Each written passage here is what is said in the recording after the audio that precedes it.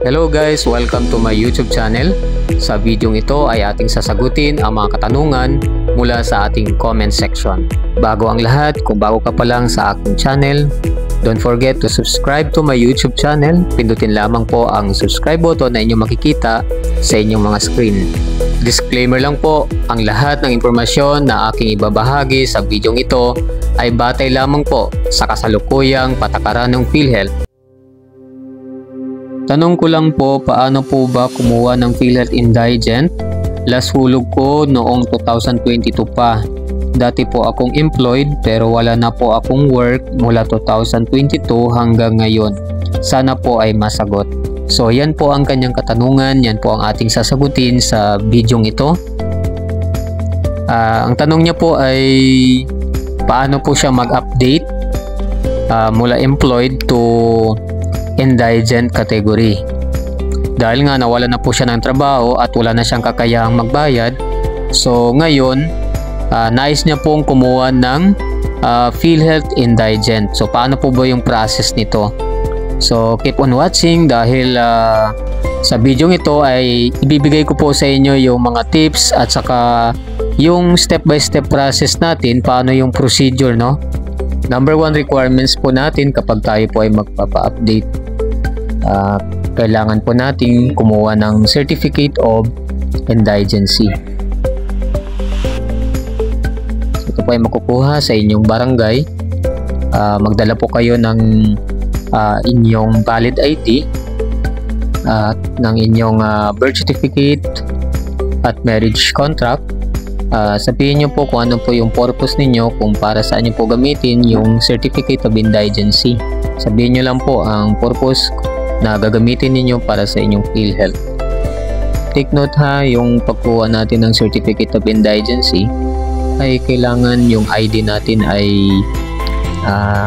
tugma doon sa barangay kung saan po tayo nakatira, or kailangan yung inyong address sa inyong ID ay nasa inyong barangay mismo kung saan kayo nakatira.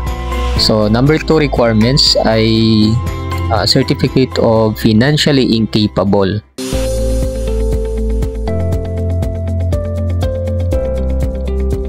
Ito po ay makukuha natin sa tanggapan ng DSWD. Maaari po kayong mag-direct sa tanggapan ng DSWD kung kayo po ay nasa city. So ito po ay makukuha sa inyong mga LGU or sa inyong City Hall. Kung kayo naman po ay nasa probinsya, ay sa inyong munisipyo, no? So pupunta po kayo sa inyong munisipyo at sabihin nyo po na kukuha po kayo ng Certificate of Financially Incapable, no? So yun po ang inyong sasabihin.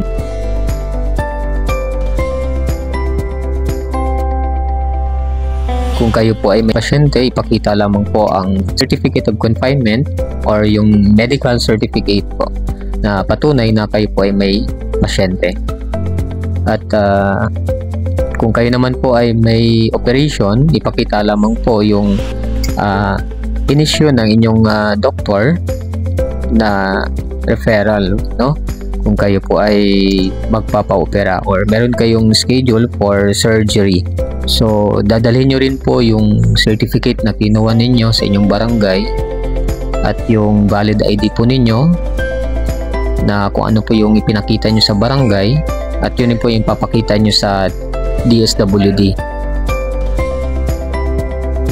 Kapag kukuha pala kayo ng Certificate of Financially Incapable, may interview po yan. So tatanungin po una dyan kung ano po yung trabaho nyo, magkano yung kita or magkano yung sinasahod ninyo, anong trabaho ng asawa, at kung taga saan po kayo. At kapag pupunta po tayo sa DSWD, magsuot lang po tayo ng simple, no? Kailangan lamang po, sabihin nyo lang po kung ano yung purpose ninyo.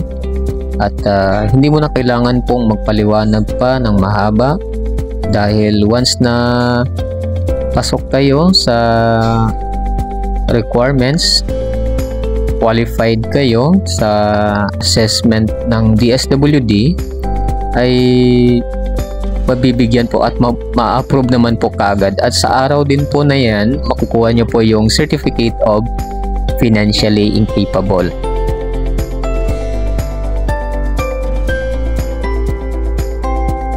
So pagkatapos po natin makuha yung mga nasabing requirements, dadalhin po natin ito sa tanggapan ng PhilHealth at doon po natin ito isa-submit upang kayo ay mabigyan ng MDR.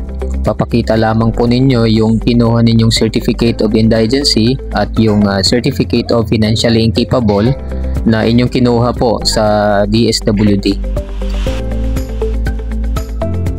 Ang process po natin ay tumatagal ng 1 o hanggang 2 araw po, depende kapag na-comply ninyo yung mga requirements. Meron po itong validity mula January hanggang December ng taon kung kailan nyo po ito nakuha. That's all for today's video. Kung nakatulong sa iyo ang video ito, inanyayahan ko po kayong mag-subscribe sa ating channel upang ma-notify kayo sa mga bagong videos na aking i-upload. At kung may mga katanungan kayo about sa PhilHealth, comment nyo lang po at aking sasagutin ang inyong mga katanungan. Maraming salamat mga kapartners. Bye-bye!